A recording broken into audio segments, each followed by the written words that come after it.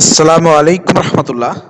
প্রিয় দর্শক, বাংলাদেশ জামাত ইসলামের আমির ডক্টর শফিকুর রহমানের আজকের জাতীয় স্মৃতিসৌধে শহীদদের প্রতি শ্রদ্ধা নিবেদন এবং দোয়া, এই বিষয়টা নিয়ে একটা মিশ্র প্রতিক্রিয়া অনেকের মধ্যে তৈরি হতে পারে এবং নতুন প্রজন্মের কাছে মনে হতে পারে জামাত ইসলাম কি তো এতদিন আওয়ামী লীগ বলেছে স্বাধীনতা বিরোধী দল, এবং বিএনপিও সেই পথে হাঁটতেছে, আওয়ামী লীগের পথ অনুসরণ করে জামাতকে ঠেকানো অথবা তাদেরকে ঘায়েল করার জন্য তাদের বিরুদ্ধে বিভিন্ন রকমের মিথ্যাচার, প্রোপাগান্ডা, রাজাকার ট্যাগ, স্বাধীনতা বিরোধী ট্যাগ, এগুলো তারা ক্রমান্বয়ে তাদের অনেকেই নেতাকর্মীরা দেওয়ার চেষ্টা করতেছে। তো নতুন প্রজন্ম তারা হয়তো জানে না, তারা হয়তো ভাবতেছে জামাত ইসলাম স্বাধীনতা বিরোধী দল, তাদেরকে বিএনপি বলে, আওয়ামী লীগ বলতো, তাহলে আবার নতুন করে বিএনপি বলতেছে, তাহলে কি তারা আজকে স্বাধীনতা দিবস পালন করতেছে, ছাত্র শিবির বড় বড় র্যালি করতেছে, এটা কেমন জন্য অনেকের মানে কাছে হয়তো এটা কেমন আনইজি মনে হতে পারে। কিন্তু এই নতুন প্রজন্মকে আমি যেটা বলতে চাই, দেখেন, বাংলাদেশ জামাত ইসলামী যুদ্ধ অপরাধী দল না, স্বাধীনতা বিরোধী দল না।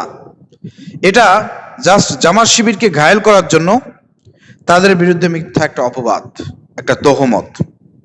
তার প্রমাণ কি? তার প্রমাণ দীর্ঘ এই 55 বছরে, স্বাধীনতার এই 55 বছরে জামাত শিবিরকে যতবারই রাজাকার বলা হয়েছে, স্বাধীনতা বিরোধী বলা হয়েছে, ততই জামাত শিবির বাংলাদেশের মানুষের কাছে জনপ্রিয় হয়েছে।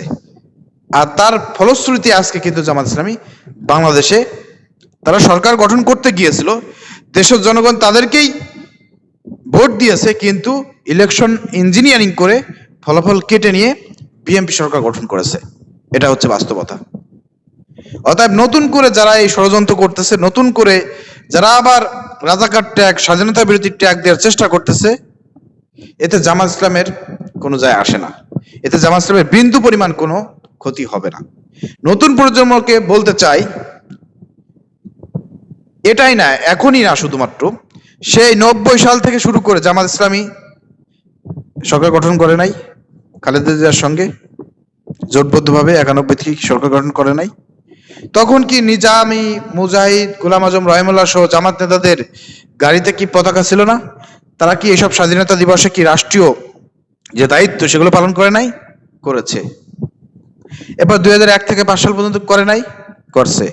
অতএব এটা নতুন কোনো কিছু না। এখন আপনার কাছে মনে হচ্ছে, কারণ দীর্ঘ 20 বছর ধরে এই নতুন প্রজন্ম তৈরি হয়েছে, আপনাদের অনেকের কাছে মনে হতে পারে যে মনে হয় এগুলো জামাত ইসলাম আগে করে নাই। এগুলো জামাত ইসলাম 91 থেকেই করে আসতেছে, ঠিক আছে? অতএব নতুন মনে করার কোনো কিছু নাই এবং আনইজি ফিল করার কোনো কিছু নাই।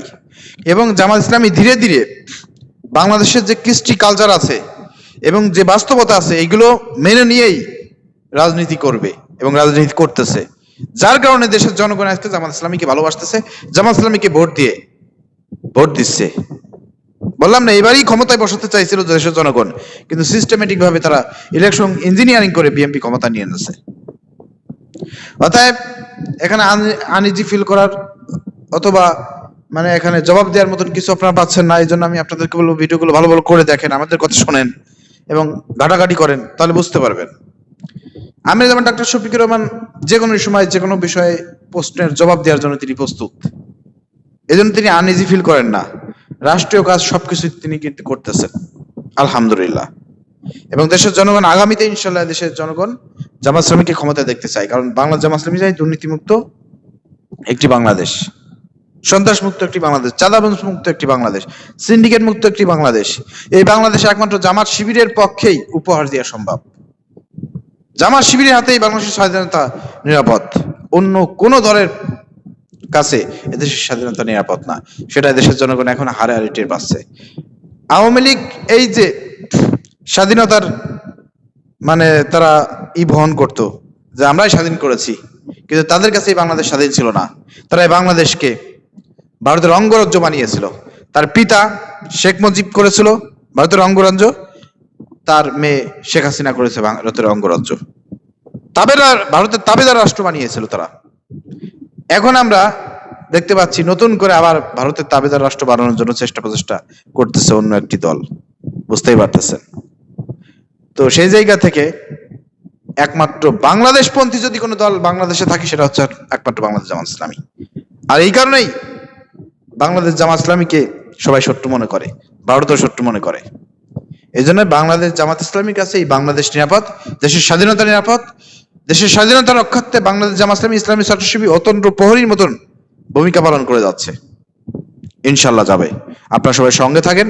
আগামীতে বাংলাদেশে জামাত শিবিরকে ক্ষমতায় আনেন, দেখবেন এদেশের পরিপূর্ণ স্বাধীনতার স্বাদ আপনি উপভোগ করতে পারবেন।